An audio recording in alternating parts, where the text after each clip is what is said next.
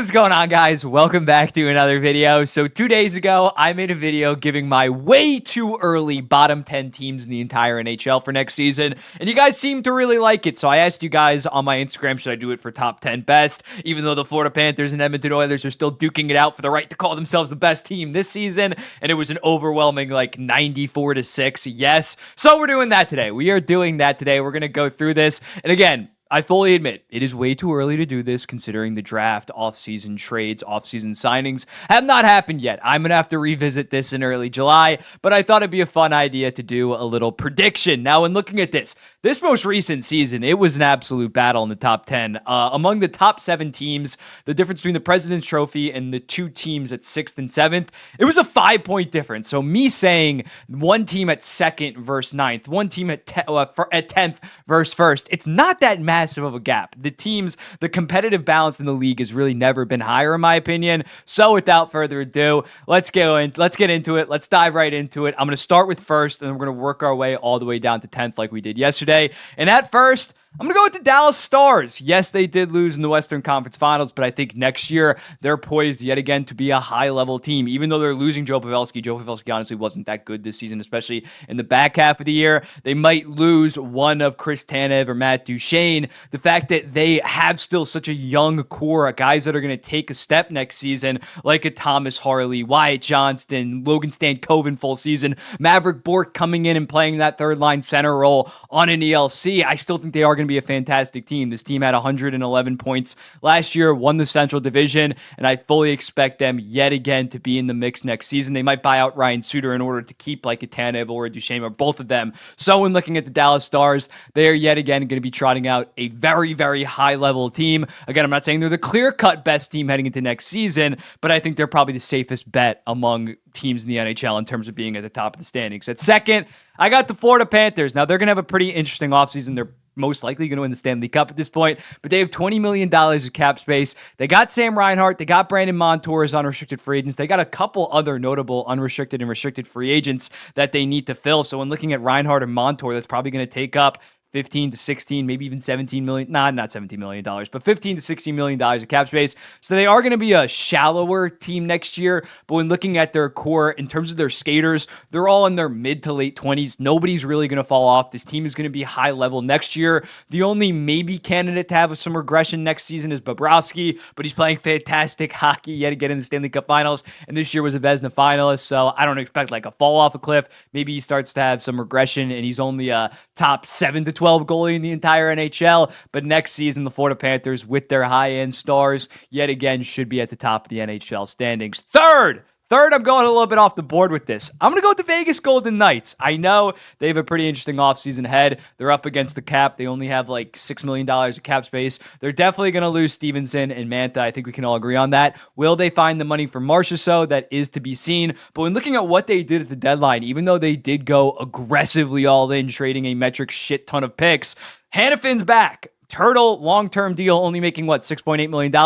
A lot of their guys, it's not like they went all in just for pending UFAs. A lot of their core pieces are still going to be there on top of having Hannafin and Hurdle. When looking at their 3-headed defensive monster that they're going to be rolling out this year of Theodore, Hannafin, and Pietrangelo, that's probably like the best top 3 defensemen in the entire NHL in terms of a group. The forward core is still very solid. They're going to need some of their bottom 6 pieces to pick it up, and the tandem is still very good with Logan Thompson and Aiden Hill, especially if Aiden Hill can stay fully healthy throughout this season. I'm pretty bullish on the Vegas Golden Knights. I got to see what exactly they do this offseason. If they let a lot of guys walk, and I don't like some of the signings that they make, they're going to go down, but I think they're safely going to be a playoff team, especially after having a little bit of a Stanley Cup hangover, not the most impressive season. I think Vegas can surprise a lot of people, and they're definitely going to be a high-end contender next year. At 4th, I have another Pacific Division team. I got the Edmonton Oilers, and especially if they lose this Stanley Cup, there's going to be some pretty decent changes when looking at the fact that next year this year was also a fantastic chance for them to win the Stanley Cup,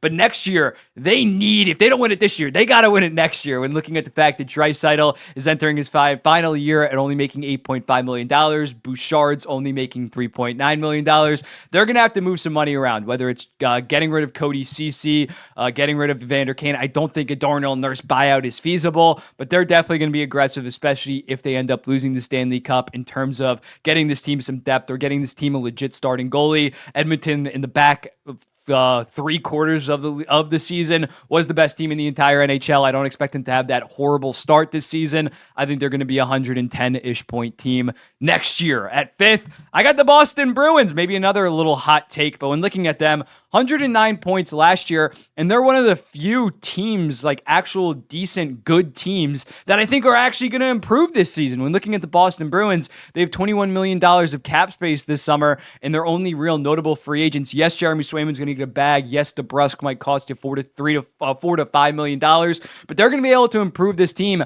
on top of the fact that they're probably going to trade Linus Ullmark for a good top 6 forward or a good top 4 defenseman. They're going to be better next year, and although I never really thought for a second that they were a legit contender last year, they were a 109-point team that won a playoff round. So the fact that they have money to play with this season, I don't know if they're going to get more than 100 points next year. Maybe they're going to get even less, but I think they are just going to be an overall more well-balanced team. They far out exceeded expectations last year, but next year they are going to have some serious expectations considering they have a bunch of money coming up. I'm pretty bullish on the Boston Bruins heading into next season. 6th, the New York Rangers, President's Trophy winners last year. But again, as I talked about last year, it's not like they ran away with the President's Trophy. 7th in the NHL last year was 109 points. Rangers at 114. I still think they're going to be a safe playoff team. No doubt. The core is locked up for the most part. I would have them higher if they get aggressive, if they get rid of a Jacob Trouba or a Barclay Goodrow in order to free up some money. Then I would probably move them up some spots. But it's looking like they're going to run back roughly the same core. I don't expect Panarin to be nearly as productive as last year. I have some concerns about their depth going forward. Still a very good team. Still should be 105 to 110 points. But last year really was. A lot of things clicked in the right direction for the New York Rangers. Not sure everything's going to fall in their way next year like it did this year. At 7th, the Carolina Hurricanes. I do think the Rangers are going to be better than Carolina, but Carolina still should be good. I know that they have a very busy offseason. They might have, out of any contender, like the most amount of free agents to re-sign this summer, but I still think they're going to make it work. I still think they're going to have a highly competitive team with Rod Brind'Amour. They still have very good depth. Yes, they might end up trading a Jake Gensel, but that means that they'd be able to re-sign like a Marty Necas as well as a Brady Shea. They're still a very good team. They're a deep team. Losing a Jake Gensel, who they acquired at the deadline, is not going to be the end of the world in terms of heading into this summer. Yes, last year was probably their best chance that they're going to have for the next 2 to 3 years in terms of winning a Stanley Cup. But when looking at the Carolina Hurricanes, similarly to the Edmonton Oilers, they started off a brutal 17-13-4 to start the season and ended up finishing 52-23-7. They went 35-10-3 over the final 48 games. So I don't think that they're going to have that horrible start. I think Chetkov and Anderson, Anderson had dealt with the blood clots last year. So I think their tandem is going to start off far better than it did last year. And they're safely going to be a playoff team. I'm not predicting them to make an Eastern Conference final. I'd probably say the Rangers would beat them yet again in the playoffs. But I think I saw some people saying like they're going to be like a wild card team next year or miss the playoffs entirely. I can't see that. I think Rod Brind'Amour just elevates this group far too much, and they still have most of their core pieces are going to be there. And they're like, Gensel is a fantastic player, but he's not a core piece of them until he signs long term. So I think the Carolina Hurricanes are still going to be a very good team. At 8th, I have the Vancouver Canucks. 109 points last year. We talk about it. Are they going to have the PDO that they had last year? 101.99 led the entire NHL. I still think they're going to be a good team. I don't think they're going to be a 109-point team. When looking at them, like literally every single player outside of every single core piece outside of Pettersson, and even Pettersson was still very good in the first half of the season, had a career season. I'm not sure all that's going to go in the right direction. On top of them, they have some key decisions to make this offseason. They might lose one of Hronek or Elias Lindholm. Still going to be a very good team, but might not have that depth that they had last year. Not sure Demko is going to be Vezina runner-up level. Quinn Hughes win the Norris. JT Miller 100-plus points. Still a very good team. Still a very good team. I'm very interested to see what some of their young guys like Jonathan Lekkerimäki look at the NHL level next season. But I do think that there's going to be a little bit of a fall off from the Vancouver Canucks. I think that's reasonable. I'm not saying they're outside of the top 10. I still have them at 8th, but a little bit of a fall off. Colorado at 9th, 107 points last year, and they have two pretty big question marks coming into this offseason. Valeri Nichushkin, you look at him, making only $6.125 million. It's one of the best contracts in the entire NHL. So yes, he is a total liability, but at that price point, are they going to get rid of him? If they get rid of him, if they trade him, they're going to get pennies on the dollar. So that's something I can't fully put them. If I knew that they had Nichushkin, and if I knew that they addressed the goalie position this offseason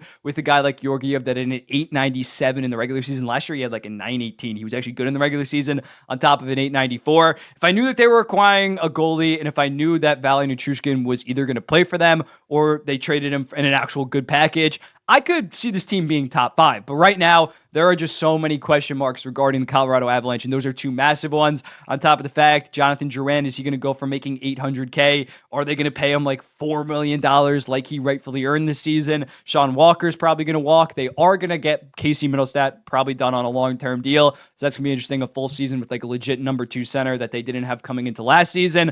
But I'm still a little bit lower on the Colorado Avalanche. They have the superstar talent, but they are a little bit shallow, and some of their stars do tend to get a little bit injury prone. So it's going to be very interesting for the Colorado Avalanche. And then at 10th, I got the Toronto Maple Leafs. When looking at the Toronto Maple Leafs, 102 points last year. It's similar to the Avalanche. I got to see what happens this offseason, considering we don't know. We think that Mitch Marner is going to get traded, but what the hell is that package going to look like? If they get a legit top pair defenseman and a solid, good 45 to 55 point middle sixer, I'd be high on them. I could maybe move them up to like the 7 or 8 spot, but they also could completely botch that trade with Brad Treliving. So when looking at that, I got to wait until that goes down. A lot of question marks. They got to sign some type of 1A, 1B to Joseph Woll. I like Joseph Woll. I think he is going to be a starter one day, but he has not played nearly enough games for me to trust him to be the legit starter in net. So when looking at Toronto, I think that they're going to be a playoff team as long as they have Matthews and Nylander and some other solid surrounding pieces like they have right now.